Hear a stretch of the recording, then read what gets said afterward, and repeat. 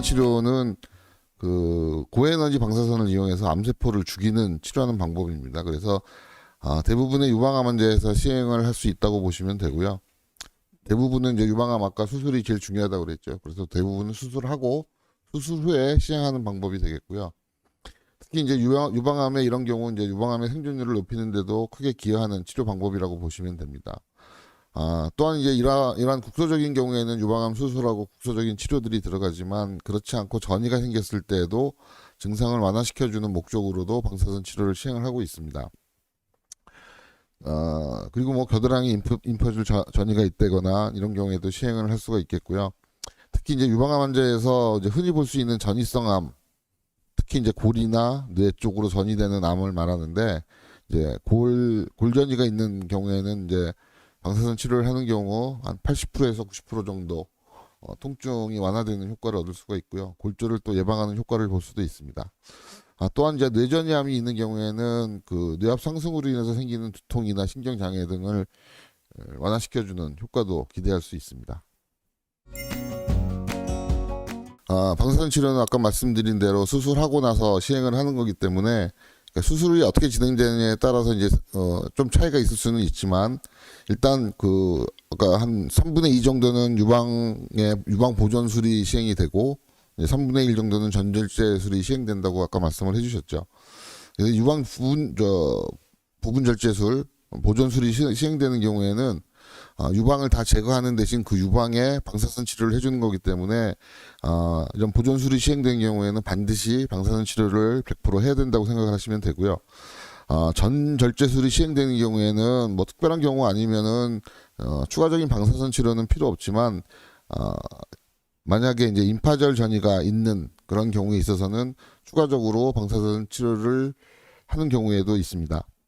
보통 이제 방사선 치료는 치료가 들어가는 뭐 유방이나 한쪽 가슴 쪽에 이제 방사선이 들어가기 때문에 다른 데는 전혀 방사선이 조사가 되지 않습니다. 그래서 전신적으로 주는 영향도 전혀 없고 전신적으로 생기는 부작용도 전혀 없습니다. 그래서 방사선 치료하는 것 자체가 그렇게 어렵거나 힘든 치료는 아닌데 단지 이제 방사선 치료는 치료하는 기간이 좀 필요합니다. 보통 일반적으로 월요일부터 금요일까지 일주일에 5번 정도 치료해서 보통 30번 정도, 한 6주 정도, 한 달 반 정도의 시간이 좀 걸립니다. 대부분 이제 주로 이제 최근 들어서까지는 그 30번, 6주 정도의 치료를 하는 경우도 있지만 일부 환자의 경우에 있어서는 20번 이내로 좀 치료하는 기간을 좀 줄여서 하는 경우도 이제 있는데 모든 환자에서 해당되는 경우는 아니지만 이제 그런 치료 방법들도 시행을 하고 있는 상태입니다. 방사선 치료에 대한 부작용은 이제 치료가 들어가는 부분에서만 이제 나타난다고 보시면 되는데 아까 이제 유방에 이제 치료가 들어가거나 아니면은 한쪽 가슴 쪽에 방사선이 치료 들어갈 때 치료하는 부분에 이제 피부 손상이 생길 수가 있습니다. 피부 손상이라는 거는 햇볕에 그을리면 색깔이 좀 변하는 뭐 빨갛게 검게 변하는 현상이 벌어질 수 있는데 이거는 뭐 거의 100% 피부 손상이 생긴다고 보시면 됩니다. 단지 이제 환자분들마다 정도의 차이가 있어서 심하신 분들도 있고 덜하신 분들도 있는 그 차이가 있을 뿐이지 100% 생긴다고 보시면 되고 이 피부 손상은 치료가 끝나고 나서 다 정상적으로 회복이 되는 과정을 거치게 됩니다.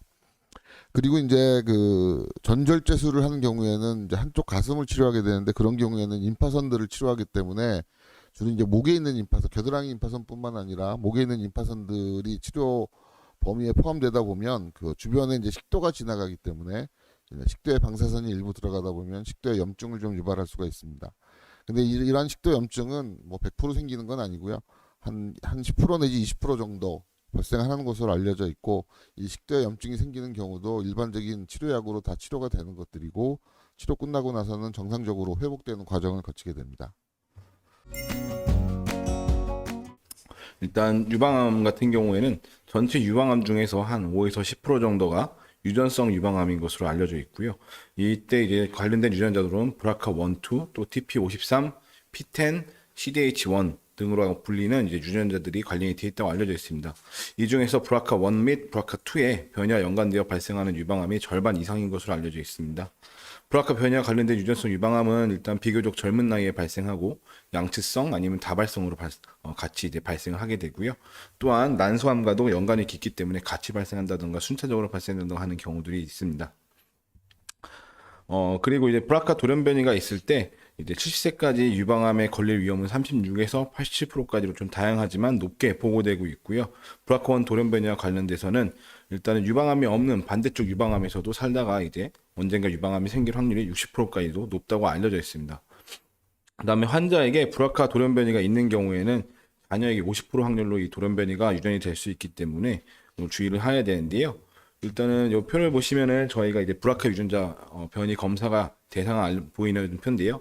우선 40세 이전에 환자분이 유방암을 진단받았거나 우리가 가족 중에 자신을 포함해서 유방 환자가 3명 있는 경우, 3명 이상 있는 경우, 자신을 포함해서 2명 이상의 유방암 환자가 있고 그중 한 사람이 50세 이전에 진단받은 경우, 또한 아니면 유방암과 난소암이 동시에 있는 경우 등의 이제 유전적 요인이 있는 의심되는 경우에는 일단 환자분은 유전자 검사를 반드시 시행하는 게 좋습니다. 이 검사를 시행을 해서 브라카 유전자 돌연변이 확인된다면 환자의 가족분들도 같이 유전자 검사를 시행을 하게 되고요. 이런 검사를 통해서 이제 고령 환자분들이 이제 유전자 돌연변이 여부를 확인하게 되고 확인 후에는 정기적으로 저희가 이제 집중적인 감시를 하면서 향후에는 예방적인 치료도 고려를 하게 됩니다. 이렇게 진행하는 것이 아무래도 안전할 것 같습니다. 유방암은 이 재발을 예방할 수 있는 다양한 치료들이 있어서 비교적 예후가 좋은 암으로 알려져 있고 중앙암등록본부에 따르면 2014년에서 2018년까지의 유방암의 5년 상대 생존율은 전체 93.3%로 집계되고 있습니다. 하지만 다른 암들과 마찬가지로 유방암도 항상 재발의 위험성을 가지고 있습니다. 대개 이제 진단 당시에 병기가 높을수록 재발의 위험도가 높다고 볼 수 있겠는데요. 국소 재발이라고 하면 암이 생긴 쪽, 그쪽에 유방이나 흉벽 또 림프절에 다시 이제 재발을 하는 것을 말하는 거고요. 이 경우에는 주로 외과적으로 이제 절제 수술을 시행을 하고 추가적으로 이제 방사선 치료라든지 이런 치료들을 이제 하게 됩니다.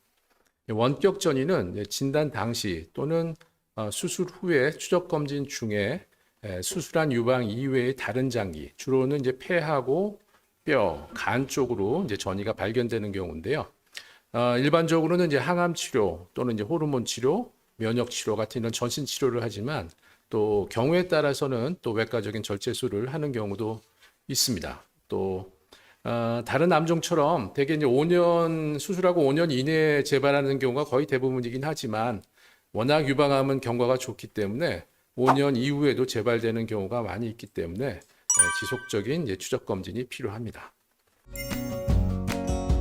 그 항암제의 부작용을 제가 몇 가지 이제 유방암에서 많이 사용하는 약제들별로 좀 이제 간략하게 말씀드려 보겠습니다.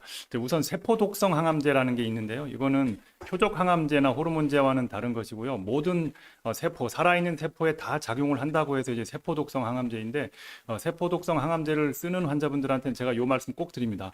호중구 감소증, 다시 말해서 백혈구 감소증이 발생할 수 있습니다라고 얘기를 하는데요. 이 백혈구 감소증이 생기게 되면 면역이 떨어지고 밖에서 균이 들어왔을 때 몸에서 반응을 못하기 때문에 감염에 노출이 되기가 쉽습니다. 이제 그래서 요 부작용을 반드시 말씀을 드리고요. 하지만 이제 다행인 거는 최근 몇 년 전에 호중구 감소증을 예방하는 약이 개발이 됐습니다. 그래서 항암제 맞고 나서 그 다음 날 백혈구를 증진시키는 장기 지속형 백혈구 촉진제를 맞게 되면 백혈구가 떨어져서 열이 나고 응급실 찾아오는 확률을 95% 정도 낮춘다라고 말씀을 드릴 수 있어 굉장히 다행이고요. 그 다음에 또 항암제 중에 유방암 환자분들이 거의 대부분 쓰시게 되는 이제 파클리탁셀이라는 약이 있는데요. 이 파클리탁셀을 쓰게 되면은 손발 저림 증상을 굉장히 많이 호소하십니다. 뭐 통계적으로 한 30% 정도 호소를 하시는데 이 예방약은 따로 없고요. 만약에 증상이 발생하면 이 의료진의 말씀을 해주시면 그에 적절한 약제를 좀 드릴 수는 있습니다. 그래서 이 이제 손발저림 증상은 뭐 전 세계적으로 사실 해결하지 못하는 그런 부작용이 되겠고요. 그리고 마지막으로 이제 흔히 쓰는 약 중에 아드리아마이신이라는 약하고 허투 표적 치료제가 있는데 이 두 가지 약제의 공통점은 심장 독성을 일으킬 수 있다라는 것인데요. 이제 그러기 때문에 이런 약제를 쓰는 환자분들에게는 정기적으로 심장 기능 평가를 하게 됩니다. 그래서 뭐 3개월이면 3개월 이렇게 평가를 하면서 혹시 심장 기능이 떨어지게 되면 적절한 조치를 취하고 항암제를 잠시 중단을 한다든지 아니면 약을 줄인다든지 해서 거기에 대한 이제 대책을 세우고 있습니다. 뭐 그 외에도 뭐 오심구토 증상, 뭐 잠을 잘 못 자겠다라는 분들도 계시고요. 뭐 피로함을 호소하시는 분도 있고 뭐 여러 가지 증상들이 있지만 뭐 이러한 것들은 사실은 뭐 환자분들이 크게 불편을 느끼기는 하시지만 뭐 생명에 지장이 있는 것들은 아니고요. 그때그때마다 치료를 하시면 되겠고 더군다나 요즘에는 항암제뿐만이 아니고 항암제와 이제 더불어서 나타나는 이런 부작용을 치료하는 약제들까지 굉장히 좋은 약들이 많이 나오고 있습니다. 그래서 여러분들이 항암 치료 하시는데 이러한 보조 약제들을 잘 사용하게 되면 굉장히 큰 도움을 받고 항암 치료를 무사히 잘 마칠 수 있을 것으로 생각을 합니다. 예, 이상입니다. 우선 맘모톰은 우리 조직 검사를 위해서 사용하는 진공 보조 절제술로 유방암 제거 수술과는 엄연히 다른 이제 수단이고요. 우리가 맘모톰은 양성종양 절제라든가 조직검사 시에만 사용하도록 되어 있습니다. 그것이 원칙이고 악성종양 유방암 같은 경우에는 꼭 제거 수술을 하는 것이 원칙입니다. 일단 부분 절제술을 시행하게 되면은 수술 부위에 이제 남아 있는 잔존함이 없는지를 확인을 해야 되고 감시 림프절 생검술이라든가 아니면 겨드랑이 림프절 절제술을 받아야 하기 때문에 맘모톰으로 수술을 하기에는 무리가 있습니다. 그리고 아무래도 이것이 유방이라는 장기가 여성분들한테 이제 신체적 특징을 나타내는 장기 중 하나다 보니 이런 이제 생각들을 하시고 이런 우려들이 있으신 것 같은데요. 최근에는 기술이 좋아져서 상처를 최대한 줄여가지고 눈에 띄지 않게 수술을 하고 있기 때문에 너무 걱정하지 않으셔도 됩니다. 예를 들면은 이제 유방 전절제술을 봐야 되는 환자분 중에서 유두 보존술을 시행할 수 있는 환자분들이 있는데요. 그분들은 이제 따로 로봇 수술을 또 시행하실 수 있습니다. 로봇 수술 같은 경우에는 이제 기존에는 유방 피부를 이제 절개를 해서 우리가 유방을 떼던 방법과는 다르게 겨드랑이 아래쪽에 속옷밴드로 가려지는 위치에 4cm 정도의 절개창을 만들어서 수술을 진행하게 됩니다. 우리 병원에서도 로봇 수술을 이제 진행하고 있는데요. 앞서 말씀드렸던 브라카 유전자 변이가 있었던 환자분들 중에 한 젊은 분이 이제 유방 안에서 양성종양이 점점 커지면서 걱정이 커지셨고, 그래서 이제 우리가 유방 수술을 결정하게 됐었고, 환자분께서는 아무래도 미용 쪽 효과가 좀 더 뛰어난 로봇 수술을 결정을 했었습니다. 그래서 그때 저희 성형외과랑 저희 외과랑 같이 4cm 정도의 절개만 내고서 수술을 진행을 했었고요. 지금 그림 보시면은 왼쪽은 이제 저희가 로봇이 아닌 직접적인 아까 그림은 직접적으로 이제 저희가 절개를 해서 수술했을 때 흉터가 남을 수 있는 경우들을 다 나타낸 것이고요. 오른쪽 사진 같은 경우에는 이분은 얼마 전에 이제 브라카 유전자 환자는 아니고 다른 환자분인데 얼마 전에 수술했던 환자분이 보이시는 것처럼 겨드랑이에 잘 보이지 않는 위치에 아주 조그맣게 흉터만 내서 수술을 진행하고 있습니다. 네, 안녕하세요. 성형외과 김덕열입니다. 앞에서 교수님들이 잘 말씀해 주셨듯이 유방암은 현재 조기 검진과 정기 검진 그리고 진단 기술의 발전, 수술 및 방사선 화학 치료의 발전 등으로 이제는 많은 부분에서 이제 생과 사의 경계를 넘어서 암 이후의 삶에 대해서도 많이들 관심을 갖고 계십니다.